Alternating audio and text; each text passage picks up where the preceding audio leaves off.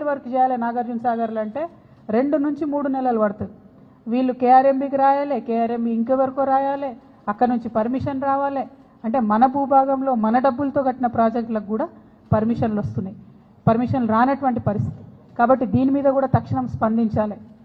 అన్నిటికన్నా ఇంపార్టెంట్ ఇప్పుడు Krishna water board meeting మన జరగబోతా ఉన్నది హైదరాబాద్లో. కృష్ణా ట్రిబ్యునల్ హియరింగ్ జరుగుతూ ఉన్నది హైదరాబాద్లో, ఈ వారంలో జరుగుతున్నది. నా డిమాండ్ ఏంటంటే ఆల్మట్టి ఎత్తు పెంచుతున్నటువంటి ఈ క్లిష్ట సమయంలో ఉత్తమ్ కుమార్ రెడ్డి గారు కాదు, వారితో పాటు రాష్ట్ర ముఖ్యమంత్రి హోదాలో రేవంత్ రెడ్డి గారు కూడా అటెండ్ అవ్వాలి.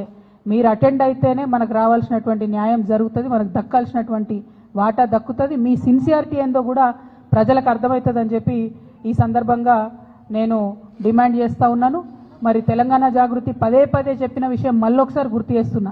ఇదంతా ఎందుకు జరుగుతుందంటే నీళ్ల విషయంలో ఆంధ్రాలో పనిచేసినటువంటి ఆదిత్యనాథ్ దాస్ గారిని తెలంగాణకు అడ్వైజరీగా పెట్టుకున్నప్పటి నుంచే ఈ ఇబ్బందులన్నీ జరుగుతున్నాయి. వారిని తక్షణమే తొలగించండి. వారికి మన తెలంగాణ మీద ప్రేమ ఎందుకుంటుంది? కనీసం మీకుందని మీరు నిరూపించుకోండి, మీరు ఆలోచన చేయండి, కృష్ణానదిని కాపాడండి అని చెప్పి నేను ప్రభుత్వాన్ని డిమాండ్ చేస్తూ ఉన్నాను. Thank you. జై తెలంగాణ, జై Jagruthi. Krishna thank you, thank you. జై తెలంగాణ.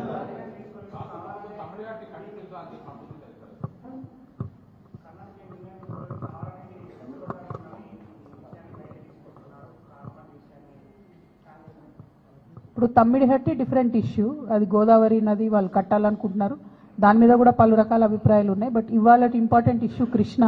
మీరు అన్నట్టు వాళ్ళు చెప్పకపోవడం ఏం లేదు, బాజాప్తా కర్ణాటకలో క్యాబినెట్ మీటింగ్ పెట్టి వాళ్ళు 70,000 కోట్లు ఫేజ్ వైజ్గా ఎట్లా రిలీజ్ చేస్తామని ఫండ్స్ కూడా వాళ్ళు రిలీజ్ చేయడం జరిగింది.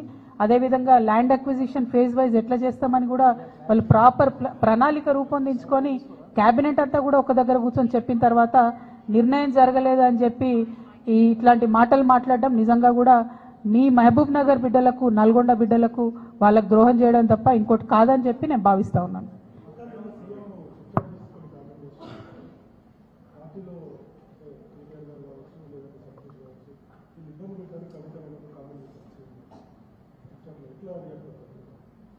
ఇప్పుడు సీఎం గారు ఏమన్నారన్నది నాకు తెలియదు, కానీ తెలంగాణ ప్రజలు అనుకుంటున్న విషయమే కదా, అది తెలంగాణ ప్రజలందరూ గమనిస్తున్న విషయమే. ఇప్పుడు బీఆర్ఎస్ పార్టీ సోషల్ మీడియా నన్నే దాడి చేస్తుంది, హరీష్ అన్న మీడియా నన్నే దాడి చేస్తుంది, సంతోష్ అన్నకున్న సీక్రెట్ మీడియా నన్నే దాడి చేస్తుంది. అందరు కలిసి నా మీద దాడి చేస్తున్నట్టే కదా, అలా కొత్త ఏం లేదు, అది మీ అందరి దృష్టిలో కూడా ఉన్నది కాబట్టి అది కొత్త ఏం లేదు, వింతేం లేదు. Thank you.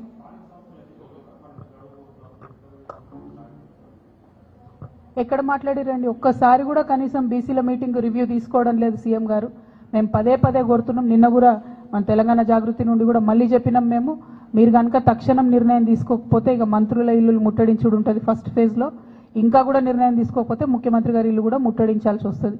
ఎందుకంటే 30 తారీఖు నాడు ఎన్నికలని చెప్తే కూడా కనీసం బాధ్యత లేకుండా మాట్లాడకుండా చివరి నిమిషంలో కోర్టుకు పోదాంలే అనేటటువంటి ఒక వైఖరి నిర్లక్ష్యపూరితమైన వైఖరి రాష్ట్ర ప్రభుత్వం చేస్తూ ఉన్నది. ఇది బీసీలను వారు పట్టించుకోవట్లేదు అనడానికి సంకేతం. మా పోరాటం మాత్రం ఆగదు, ఖచ్చితంగా చాలా సీరియస్గానే ముట్టడి కూడా ప్లాన్ చేస్తాం.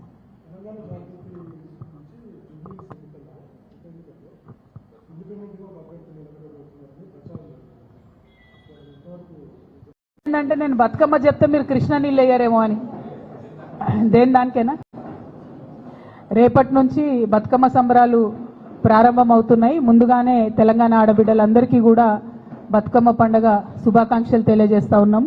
మరి ఎట్ ద సేమ్ టైం వచ్చినటువంటి ఆహ్వానాలన్నింటినీ కూడా పరిశీలన చేసి దాని ప్రకారం ఒక షెడ్యూల్ తయారు చేసుకోవడం జరిగింది. ఆ షెడ్యూల్ కూడా నిన్న మీ అందరికి కూడా రిలీజ్ చేయడం జరిగింది.